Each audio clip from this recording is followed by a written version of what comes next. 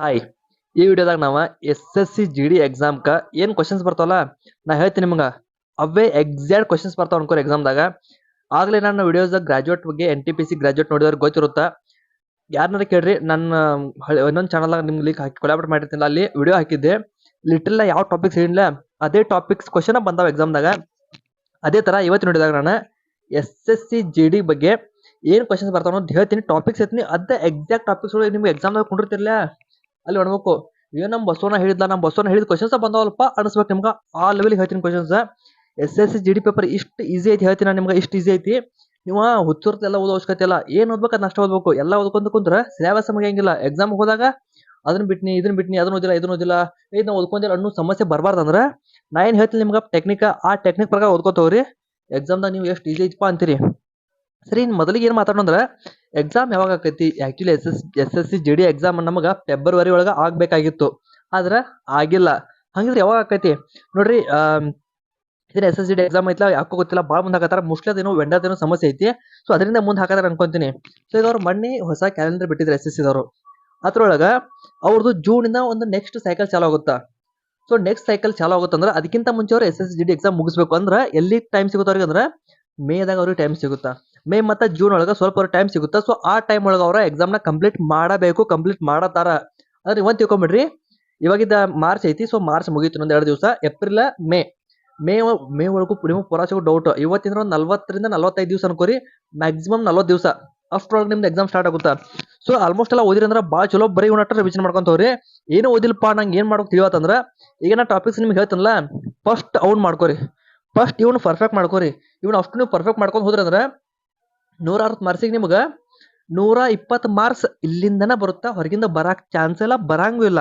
ಅಷ್ಟು ಪರ್ಫೆಕ್ಟ್ ಆಗಿ ನಿಮ್ಗೆ ಹೇಳ್ತಾನು ನೋಡ್ರಿ. ಸ್ಟಾರ್ಟ್ ಮಾಡ್ತಾನು. ಹೆಂಗೈತಾರ ನಿಮ್ಗೆಲ್ಲ ಗೊತ್ತಿರ್ತಾವ. ಮೇಲಿ ಒಂದ್ಸಲ ಪ್ಯಾಟರ್ನ್ ಹೇಳ್ಬಿಡ್ತಾನು. ನಿಮಗೆ ಮ್ಯಾಥ್ಸ್ 20 ಕ್ವಶನ್ ಇರ್ತಾವ, ರೀಸನಿಂಗ್ 20 ಕ್ವಶನ್ಸ್ ಇರ್ತಾವ, GK GS 20 ಕ್ವಶನ್ಸ್ ಇರ್ತಾವ, ಇಂಗ್ಲೀಷ್ ಅಥವಾ ಹಿಂದಿ 20 ಕ್ವಶನ್ಸ್ ಇರ್ತಾವ. ಸೊ ನಿಮ್ಗೆ ಪ್ರತಿ ಕ್ವಶನ್ಗೆ 2 ಮಾರ್ಕ್ಸ್ ಇರ್ತಾವ. ಆ ತರ ಟೋಟಲ್ 160 ಮಾರ್ಕ್ಸಿಗೆ ಎಕ್ಸಾಮ್ ಇರುತ್ತೆ. ಸೊ ಆಲ್ಮೋಸ್ಟ್ ಕಟ್ ಆಫ್ 110 ನೀವು ಬಿದ್ದು ಅಂದ್ರೆ ಆಲ್ಮೋಸ್ಟ್ ನೀವು ಕ್ಲಿಯರ್ ಮಾಡಿದಂಗೆ. ಫಿಸಿಕಲ್ ಎಲ್ಲ ಸೇರಿಸಿ ಆದ್ರೆ ಬರೀ ಫಿಸಿಕಲ್ಗಲ್ಲ, ಫಿಸಿಕಲ್ ಕ್ಲಿಯರ್ ಮಾಡಿ ಫೈನಲ್ ಮೆರಿಟ್ ಏನಿರುತ್ತಲ್ಲ ಸೆಲೆಕ್ಷನ್ಗೆ 110ರಿಂದ 115 ನೀವು ಪಕ್ಕ ಸೆಲೆಕ್ಟ್ ಆಗ್ತೀರಿ ಅನ್ಬೋದು. ಅಷ್ಟೇ ಇರುತ್ತೆ, ಜಾಸ್ತಿ ಇರಂಗಿಲ್ಲ. ಹಂಗಿದ್ರ ಮೊದಲಿಗೆ ಮ್ಯಾಥ್ಸ್ ಒಳಗೆ ಏನು ಬರ್ತಾ ನೋಡೋಣ ಅಂತ. ಮ್ಯಾಥ್ಸ್ ಒಳಗೆ ಯಾವ ಟಾಪಿಕ್ಸ್ ಬರ್ತಾ ಅಂತ ಕೇಳ್ರಿ. ನಾ ಏನು ಹೇಳ್ತಿಲ್ಲ, ಇವ ಪ್ರೆಡಿಕ್ಟೇಬಲ್ ಅಲ್ಲ, ಎಕ್ಸಾಕ್ಟ್ ಇವೇ ಕ್ವಶನ್ಸ್ ಬರ್ತಾವ. ನೀವು ಎಕ್ಸಾಮ್ದಾಗ ಸಾಧ್ಯವಾದ್ರೆ ನಿಮ್ಮ ಹತ್ರ ಒಂದು ಪೆನ್ ಪೇಪರ್ ತೊಗೊಂಡ್ ಮಾಡ್ರಿ. ಎಲ್ಲೋ ಕೂತ ನೋಡತ್ತನು ಹೆಂಗೋ ಮಾಡತ್ತ ಮಾಡಕ್ ಹೋಗ್ಬೇಡ್ರಿ.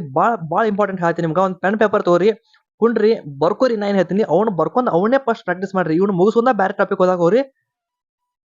ಸರಿ, ಸ್ಟಾರ್ಟ್ ಮಾಡ್ತಾನ ನೋಡ್ರಿ. 10th ಲೆವೆಲ್ ಏನೈತಿ SSC GD exam 10th level. ಹಂಗಾಗಿ ಕ್ವಶನ್ ಕೂಡ 10th ಲೆವೆಲ್ ಕೇಳ್ತಾರ. ಭಾಳ ಟಫ್ ಇರಂಗಿಲ್ಲ, ಭಾಳ ಸಿಂಪಲ್ ಇರ್ತಾವ.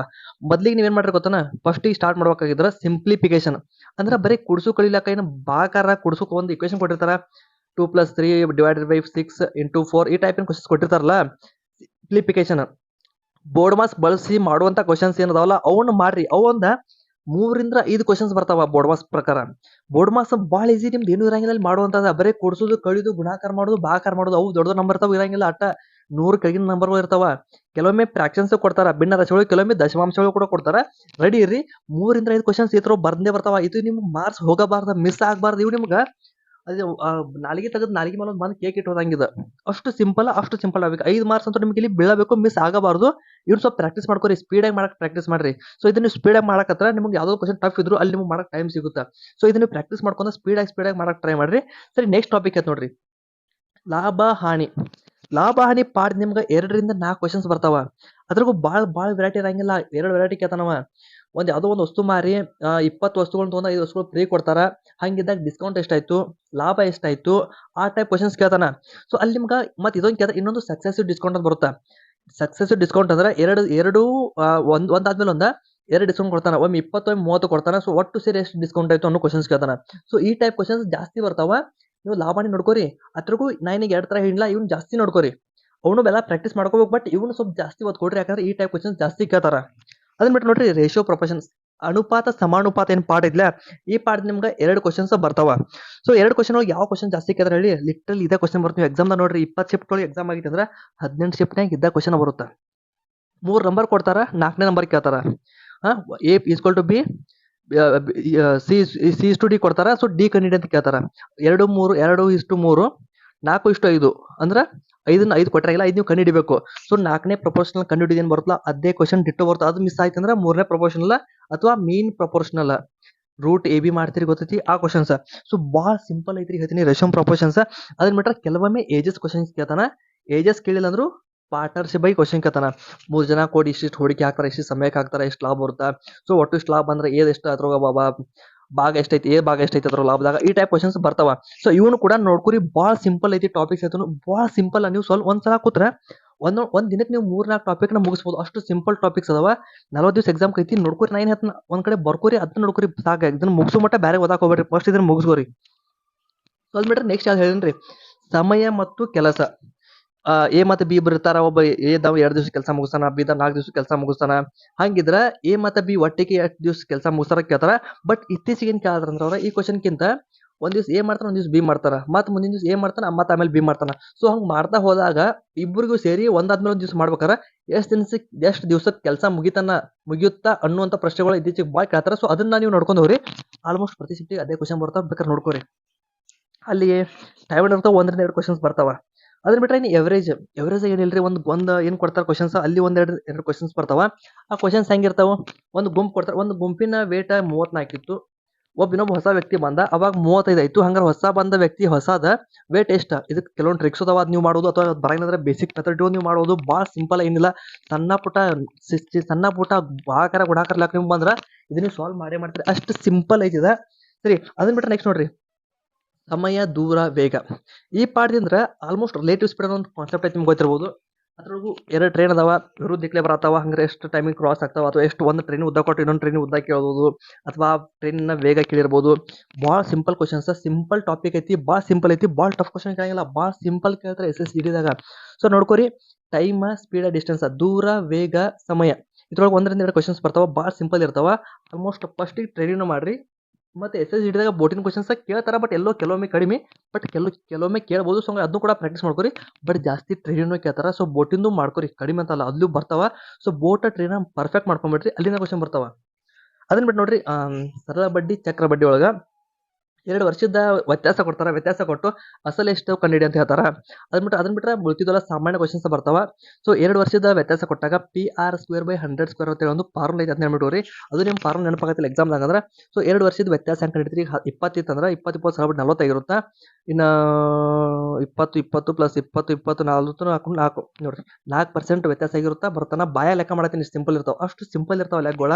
ಹಂಗಾಗಿ ಭಾಳ ಸಿಂಪಲ್ ಟಾಪಿಕ್ಸ್ ಅದಾವ. SSCD ಓದೋರ ಹೂಗೆ ತಲೆ ಓದಾಕ್ ಹೋಗ್ಬೇಡ್ರಿ. ನೀವು ಏನೋ ಕಂಡಪಟ್ಟಿ ನೋಟ್ಸ್ ಮಾಡಿರ್ತೀರಿ, ಕಂಡಪಟ್ಟಿ ಕೋಚಿಂಗ್ ಮಾಡಿರ್ತೀರಿ, ಅದು ಮಾಡಿರ್ತೀರಿ. ಎಕ್ಸಾಮ್ ಟೈಮ್ ಬಂದಾಗ ಏನು ಓದ್ಬೇಕು ಏನು ಮಾಡಬಾರ್ದು ಬಿಟ್ಟು ತಲೆ ಕೆಡಿಸೋದ್ರಿ. ಅದೆಲ್ಲ ಮಾಡಕ್ ಹೋಗ್ಬೇಡ್ರಿ. ಸಿಂಪಲ್ ಐತಿ, ಸಿಂಪಲ್ ಆಗಿ ಓದ್ರಿ, ಲಾಜಿಕಲ್ ಆಗಿ ಓದ್ರಿ. ಫುಲ್ ಎಲ್ಲ ಓದೋ ಅವಶ್ಯಕತೆ ಇಲ್ಲ. ಎಕ್ಸಾಮ್ದಾಗ ಏನು ಕೇಳ್ತಾರಲ್ಲ ಅದನ್ನ ಫಸ್ಟ್ ಓದ್ರಿ, ಆಮೇಲೆ ಬ್ಯಾಕಿ ಎಲ್ಲ ಓದಕ್ರೆ. ಅದನ್ನ ಬಿಟ್ಟು ನೋಡ್ರಿ, ನಂಬರ್ ಸಿಸ್ಟಮ್ದಾಗ 1-2 ಕ್ವಶನ್ಸ್ ಬರ್ತಾವ. ನಂಬರ್ ಸಿಸ್ಟಮ್ ಯಾವ ತರ ಕ್ವಶನ್ ಕೇಳ್ತಾರ ಅಂದ್ರೆ, ಡಿವಿಸಿಬಿಲಿಟಿ ರೂಲ್ಸ್. ಒಂದು ಯಾವ್ದೋ ನಂಬರ್ ಕೊಡ್ತಾನ, ಅಥವಾ ಒಂದ್ ನಂಬರ್ ಜಾಗದಾಗ X ಕೊಟ್ಟಿರ್ತಾನ. ಸೊ X 3ರಿಂದ ಈ ನಂಬರ್ ಭಾಗ ಹೋಗೈತಿ, ಹಂಗಾರೆ X ಏನಾದ್ ಕೇಳ್ತಾನ. ಅಥವಾ 9ರಿಂದ ಈ ನಂಬರ್ ಭಾಗ ಹೋಗೈತಿ, ಹಂಗಿದ್ರೆ X ಅಂದ್ರೆ ಏನ್ ಕೇಳ್ತಾನ. 8ರಿಂದ ಕೇಳ್ಬೋದು. ಸೊ ಈ ಟೈಪ್ ಕ್ವಶನ್ಸ್ ಕೇಳ್ತಾನ. ಇವನು ಕೂಡ ನೋಡ್ಕೊಂಡು ಹೋಗ್ರಿ. Simple divisibility rules. ಅದ್ರ ಬಗ್ಗೆ ಆಲ್ಮೋಸ್ಟ್ ಆದಷ್ಟು ಬೇಗ ಒಂದು ವಿಡಿಯೋ ಮಾಡಕ್ಕೆ ಟ್ರೈ ಮಾಡ್ತಾನೆ. ಯಾಕಂದ್ರೆ ಅದು ಭಾಳ ಇಂಪಾರ್ಟೆಂಟ್ ಐತಿ. ಭಾಳ ಜನರಿಗೆ ಗೊತ್ತಿರುತ್ತೆ, ಕೆಲವ್ರಿಗೆ ಗೊತ್ತಿರಲ್ಲ. ಫಸ್ಟ್ ಅದು ಸಲ ಒಂದು ವಿಡಿಯೋ ಮಾಡ್ತಾನು. ಚಾನಲ್ ಸಬ್ಸ್ಕ್ರೈಬ್ ಮಾಡ್ಕೊಂಡಿರಿ. ಅದ್ರ ನೋಡ್ರಿ, ಮೆನ್ಸುರೇಷನ್ ಅಂದ್ರೆ ಏನ, ಇವೆಲ್ಲ ಕಂಡಿಡು. ಸುತ್ತಳತೆ, ವಿಸ್ತೀರ್ಣ, ಅಥವಾ 2D ಶೇಪ್ ಕೇಳ್ತಾರ. 2D ಅಂದ್ರೆ ಈ ಆಯತ, ಚೌಕ ಇದ್ರ ಕೇಳ್ತಾರ. ಇನ್ನು 3D ಅಂದ್ರ ಕ್ಯೂಬ್ ಆಗಿರ್ಬೋದು, ಕ್ಯೂಬಾಯ್ಡ್ ಆಗಿರ್ಬೋದು, ಸ್ಪಿಯರ್ ಆಗಿರ್ಬೋದು. ಇದ್ರ ನಿಮ್ಗೆ ಆಲ್ಮೋಸ್ಟ್ ವಾಲ್ಯೂಮ್ ಅಲ್ಲಿ ನೋಡ್ಕೊರಿ. Volume, surface area, total surface area, lateral surface area, ಇವೆಲ್ಲ ನೋಡ್ಕೊರಿ. ಇವು ಭಾಳ ಸಿಂಪಲ್ ಟಾಪಿಕ್ಸ್. ಬರೀ ಫಾರ್ಮುಲಾ ಗೊತ್ತಿರೋ ಸಾಕು, ನೀವು ಸಾಲ್ವ್ ಮಾಡ್ತೀರಿ.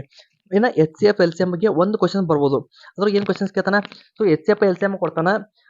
ಒಂದ್ ನಂಬರ್ ಕೊಡ್ತಾನೆ, ಇನ್ನೊಂದು ನಂಬರ್ ಏನು ಕೇಳ್ತಾನ. ಅದು 2 ನಂಬರ್ ಕೊಟ್ಟು HCF ಕೊಡ್ತಾನ, LCM ಅಂತ ಕೇಳ್ತಾನ.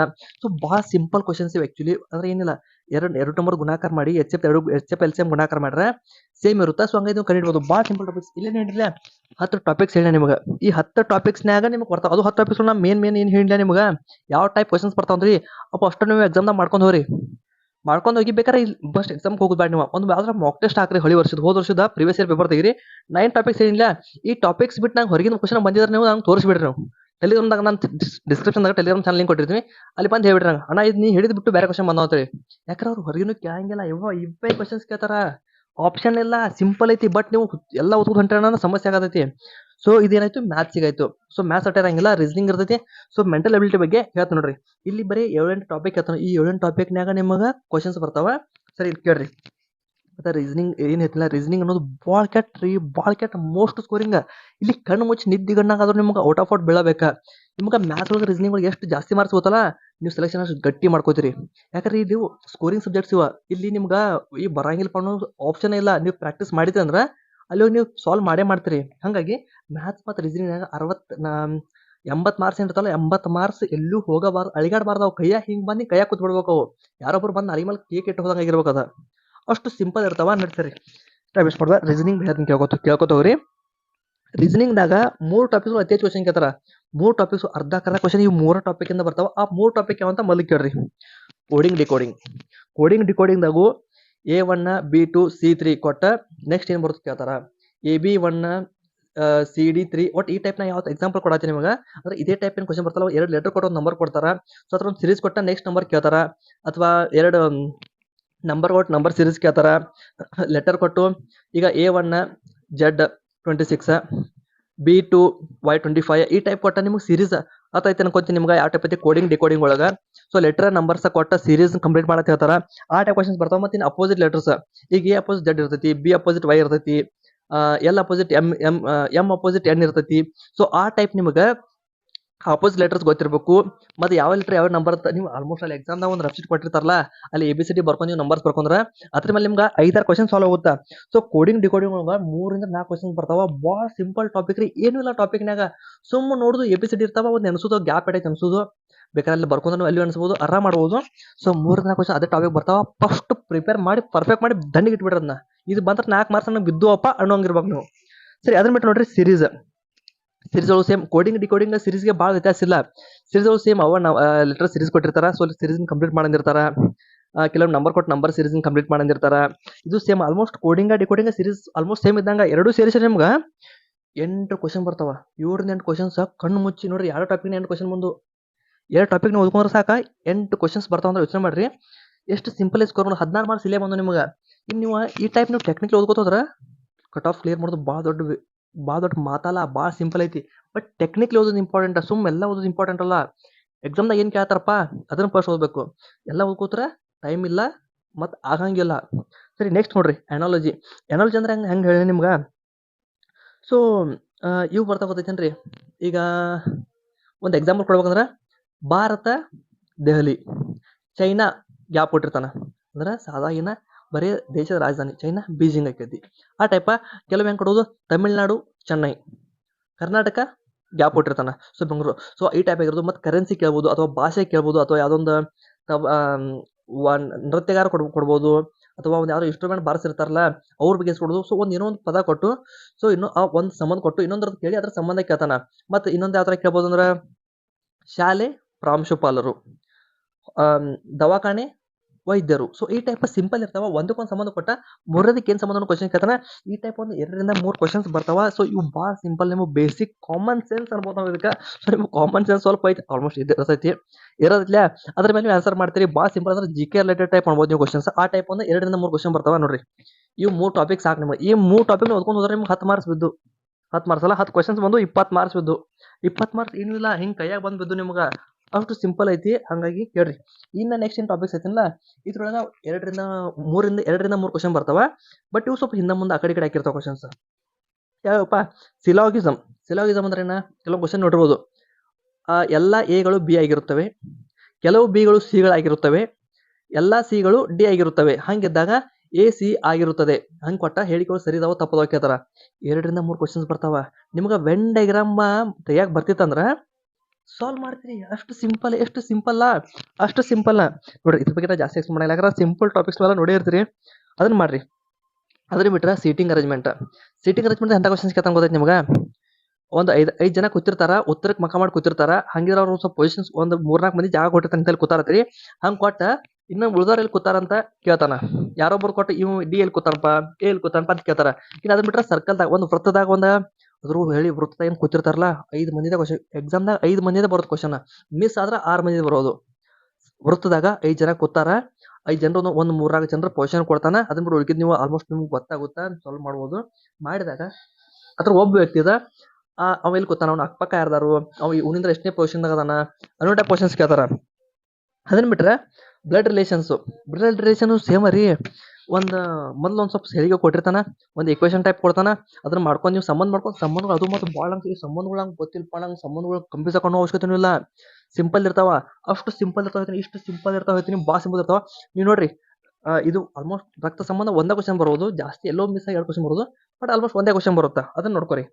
ಅದನ್ನ ಬಿಟ್ರೆ ನಮಗೆ NTPC ಈ ಕ್ವಶನ್ಸ್ ಕೇಳೋದು ಕಡಿಮೆ, ರೈಲ್ವೆದಾಗ ಕೇಳಂಗಿಲ್ಲ. ಬಟ್ ಇಲ್ಲಿ SSC ಆಲ್ಮೋಸ್ಟ್ ಕೇಳ್ತಾರ. ಸೊ ಕನ್ನಡಿ ಒಳಗೆ ಚಿತ್ರ ಮತ್ತು ನೀರೊಳಗೆ ಬರೋ ಚಿತ್ರ. ಸೊ ಕನ್ನಡಿಯ ಚಿತ್ರ, ನೀರಿನ ಚಿತ್ರ, ಮಿರರ್ ಇಮೇಜ್, ವಾಟರ್ ಇಮೇಜ್ ಕೂಡ ಇಲ್ಲಿ ಕೇಳ್ತಾರ. ಸೊ ಅದು ಸಿಂಪಲ್ ರೀ. ಮಿರರ್ ಅಂದ್ರೆ ಉಲ್ಟಾ ಆಗುತ್ತಾ, ಮಿರರ್ ಅಂದ್ರೆ ರಿವರ್ಸ್ ಆಗುತ್ತಾ, ಹಿಂಗಿದ್ದಿದ್ದು ಹಿಂಗಾಗುತ್ತೆ, ಹಿಂಗಾಗುತ್ತಾ. ಅದರ ಕನ್ನಡಿ ಅಂದ್ರೆ ಹಿಂಗಿದ್ದಿದ್ದು ಹಿಂಗಾಗುತ್ತಾ. ಅಷ್ಟೇ ಸಿಂಪಲ್. ಉಲ್ಟಾ ಪಲ್ಟಾ ಹಾಕಿರ್ತಾವ. ನೀರಿಂದ ವಾಟರ್ ಇಮೇಜ್ ಸ್ವಲ್ಪ ನೋಡ್ಕೊಂಬಿಡ್ರಿ, ಅನಿಸ್ತೀರಿ. ಮತ್ತೆ ಇನ್ನೊಂದು ಏನಂದ್ರೆ ಇದ್ರೊಳಗೆ ಕೇಳ್ತಾರ, ಯಾವುದೊಂದು ಟ್ರಯಾಂಗಲ್ ಕೊಡ್ತಾರ, ಬಾಡ್ ಟ್ರಯಾಂಗಲ್ ಕೊಟ್ಟು ಅದು ಎಷ್ಟು ತ್ರಿಕೋನ ಅನಿಸತ್ ಕೇಳ್ಬೋದು. ಬಟ್ ಇವು ಮುಂಚೆ ಹಾಕಿದ್ರು ಈಗ ಸ್ವಲ್ಪ ಕಮ್ಮಿ ಮಾಡ್ಯಾರ. ಒಂದು ಕ್ವಶನ್ ಬರೋದು, ಅದು ಬಂದ್ರು ಬತ್ತು, ಬರ್ಲಿಲ್ಲ ಅಂದ್ರೂ ಇಲ್ಲ. ಅದ್ರ ಬಿಟ್ರೆ ನೆಕ್ಸ್ಟ್ ಮ್ಯಾಥ್ ಆಪರೇಷನ್ಸ್, ಗಣಿತೊಳಗೆ ಏನು ಇರ್ತಾವಲ್ಲ ಕರಿ, ಕೂಡ್ಸುವ, ಕಳೆಯುವ, ಭಾಗಾಕಾರ, ಗುಣಾಕಾರ. ಸೊ ಪ್ಲಸ್ ಅಂದ್ರ ಭಾಗಾಕಾರ, ಗುಣಿಸೋದಂದ್ರ ಕಳೆಯುದ, ಈ ಟೈಪ್ ಕೊಡ್ತಾರೆ. ಇಕ್ವೇಷನ್ ಒಂದು ಕೊಟ್ಟಿರ್ತಾರೆ, A+B+C+D. ಸೊ ಹಾಗಿದ ನೀವು ಪ್ಲಸ್ ಇದಲ್ಲಿ ಭಾಗಾಕಾರ ಅಂದ್ರೆ ಭಾಗಾಕಾರ ಹಾಕೋದು, ಅದು ಸ್ವಲ್ಪ ಚೇಂಜ್ ಮಾಡಿ ಕೊಟ್ಟಿರ್ತಾರ. ಸೊ ಪ್ಲಸ್ ಅಂದ್ರೆ ಮೈನಸ್, ಗುಣಾಕಾರ ಭಾಗಾಕಾರ ಚೇಂಜ್ ಮಾಡ್ಕೊಂಡು ನೀವು ಮಾಡಿದಿರ್ತಾವ. ಅವ್ನು ಸಾಲ್ವ್ ಮಾಡೋದು ಭಾಳ ಸಿಂಪಲ್. ಕುಡ್ಸುಗಳು ಯಾಕೆ ಬಂದ್ರೆ ನಿಮಗೆ ಆನ್ಸರ್ ಬರ್ತಾವ, ಅಷ್ಟು ಸಿಂಪಲ್ ಇರ್ತಾವ. ಅದನ್ನ ಬಿಟ್ರೆ ಇನ್ನು SSC ದಾಗ ಅಥವಾ ಜಿಡ್ದಾಗ ಎಸ್ಪೆಷಲಿ ಒಂದು ಕ್ವಶನ್ ಬರುತ್ತೆ. ಯಾವ ಕ್ವಶನ್ ಬರುತ್ತಂದ್ರೆ ಡೈಸ್ ಬಗ್ಗೆ. ಡೈಸ್ ಕೊಟ್ಟಿರ್ತಾರ. ಸೊ ಡೈಸ್ ಕೊಟ್ಟು 2 ಮುಖ ಕೊಟ್ಟಿರ್ತಾರ, 2 ಮುಖ ಕೊಟ್ಟಿರ್ತಾರ. ಸೊ ಯಾವುದೋ ಒಂದು ಕೇಳಿ ಅದಕ್ಕೆ ವಿರುದ್ಧವಾಗಿ ಯಾವ್ದು ಮುಖ ಐತಿ ಕೇಳ್ತಾರ, ಮತ್ತು ಅದ್ರ ಅಕ್ಕಪಕ್ಕ ಯಾವ್ದು ಮುಖ ಐತಿ ಕೇಳ್ತಾರ. ಸೊ ಡೈಸ್ ಬಗ್ಗೆ ನೀವು ಒಂದು ಕ್ವಶನ್ ಫಿಕ್ಸ್ ಬರುತ್ತಾ, ಮಿಸ್ ಮಾಡಬೇಡ್ರಿ. ಭಾಳ ಸಿಂಪಲ್ ಇರ್ತಾವ. ಕೆಲವೊಂದು ಟ್ರಿಕ್ಸ್ ಅಥವಾ ಲಾಜಿಕ್ ಅದಾವ, ನಿಮಗೆ ಲಾಜಿಕ್ ಗೊತ್ತಿದ್ರೆ ಸಾಕು, ನೀವು ಅದನ್ನ ಕ್ಯಾಚ್ ಮಾಡಿಬಿಡ್ತೀರಿ. ಕ್ಯಾಚ್ ಮಾಡಿ 1 ಮಾರ್ಕ್ಸ್ 2 ಮಾರ್ಕ್ಸ್ ಬಿದ್ದುವ, ಅಷ್ಟು ಸಿಂಪಲ್ ಇರುತ್ತೆ. ಸರಿ, ಇದು ನೋಡ್ರಿ, ಮ್ಯಾಥ್ಸ್ ರೀಸನಿಂಗ್ ಇಲ್ಲಿ ಕಂಪ್ಲೀಟ್ ಮಾಡಿನ. ಸೊ ವಿಡಿಯೋ ಆಗಲಿ ಭಾಳ ದೊಡ್ಡಾಗಿ ನನಗೆ ಗೊತ್ತೈತಿ, ಹಂಗಾಗಿ ವಿಡಿಯೋನ ಇನ್ನೂ ಜಾಸ್ತಿ ಕಂಟಿನ್ಯೂ ಮಾಡೋಕ್ಕಿಂತ ಇನ್ನು ಇಂಗ್ಲೀಷ್ ಮತ್ತು GK ಇನ್ನೂ ತಾವು ಟಾಪಿಕ್ಸ್ ಹೇಳ್ತೀನಿ. ನಿಮಗೆ GK ಅಂದ್ರೂ ಹೇಳ್ತೀನಿ, ಖಂಡಾಪಟ್ಟಿ ಟಾಪಿಕ್ಸ್ ಅವೇ ಟಾಪಿಕ್ಸ್. ಕೆಲವೊಂದು ಟಾಪಿಕ್ಸ್ ಭಾಳ ಕ್ವಶನ್ ಕೇಳ್ತಾನ, GK ಭಾಳ ಟಫ್ ಅನ್ಸಿರುತ್ತೆ. ಬಟ್ ನಾವು ಎಲ್ಲ ಓದ್ಕೋತ ಟಫ್ ಆಗುತ್ತಾ, ಟೈಮು ನೆನಪು ಬೀಳಂಗಿಲ್ಲ. ಬಟ್ ಏನು ಓದ್ಬೇಕಂತ ಹೋದ್ರೆ ನಿಮಗೆಲ್ಲ ಕ್ಲಿಯರ್ ಆಗುತ್ತೆ. ಸೊ GK ಮತ್ತು ಇಂಗ್ಲೀಷ್ ಅಥವಾ ಹಿಂದಿ, ನೀವು ಹಿಂದಿ ಓದಿದ್ರೆ ನೆಕ್ಸ್ಟ್ ವಿಡಿಯೋದಾಗ ಕವರ್ ಮಾಡ್ತೀನಿ. ಸಬ್ಸ್ಕ್ರೈಬ್ ಮಾಡಿಕೊಂಡಿರಿ, ವಿಡಿಯೋಕೊಂದು ಲೈಕ್ ಮಾಡಿರಿ, ಶೇರ್ ಮಾಡಿರಿ, ಸಬ್ಸ್ಕ್ರೈಬ್ ಮಾಡಿರಿ. ಹಾಗೆ ಟೆಲಿಗ್ರಾಮ್ ಜಾಯ್ನ್ ಅಲ್ಲಿ ನಿಮ್ಗೆ ಪ್ರಾಕ್ಟೀಸ್ ಕ್ವಶನ್ಸ್ ಎಲ್ಲ ಸಿಗ್ತಾವ. ಸರಿ, ನೆಕ್ಸ್ಟ್ ವಿಡಿಯೋದಾಗ ಸಿಗ್ತೀನಂತ. GK ಮತ್ತು ಇಂಗ್ಲೀಷ್ ಜೊತೆ ಇವತ್ತು ಮ್ಯಾಥ್ಸ್ ರೀಸನಿಂಗ್ ಹೇಳಿಲ್ಲ. ಒಂದ್ಸಲ ನೀವು ಹಳಿ ಕ್ವಶನ್ ಪೇಪರ್ ತೆಗೆದು ನೋಡ್ರಿ, ನಿಮ್ಗೆ ಗೊತ್ತಾಗುತ್ತೆ ಅವ ಕ್ವಶನ್ ಬಂದಲ್ಲ ಅಂತೇಳಿ. ನಿಮ್ಗೆ ಯಾರಿಗಾರ ಬಂದಿಲ್ಲ ನಿಜರ ಡಿಸ್ಕ್ರಿಪ್ಷನ್ ಟೆಲಿಗ್ರಾಮ್ ಲಿಂಕ್ ಕೊಟ್ಟಿದ್ದೀನಿ, ಅಲ್ಲಿ ಬಂದಾಗ ಹೇಳ್ರಿ ಅಣ್ಣ ಬಂದಿಲ್ಲ ಅಂತೇಳಿ. ಇಷ್ಟ ಕೊಟ್ಟಿದ್ದೀನಿ, ಅಲ್ಲಿ ಬಂದು ಹೇಳ್ಬೋದು ಅಣ್ಣ ಬಂದಿಲ್ಲ ಕ್ವಶನ್, ನೀವು ತಪ್ಪು ಹೇಳತ್ ನಂಗೆ ಹೇಳ್ಬಿಡ್ರಿ. ಭಾಳ ಖುಷಿ ಆಕಿ ನಾನು ತಪ್ಪು ಹೇಳಾರ್ತಿ ಯಾರೊಬ್ಬರ. ಸರಿ, ಸಿಗ್ನ ಮುಂದಿಡಿದಾಗ ಅಲ್ಲಿ ಆರಾಮಿರಿ, ಮಸ್ರಿ, ಓದ್ಕೊಂತ ಇರ್ರಿ, ಮಜಾ ಮಾಡ್ರಿ, ಓದ್ಕೋತ ಮಜಾ ಮಾಡ್ರಿ. ಬಾಯ್.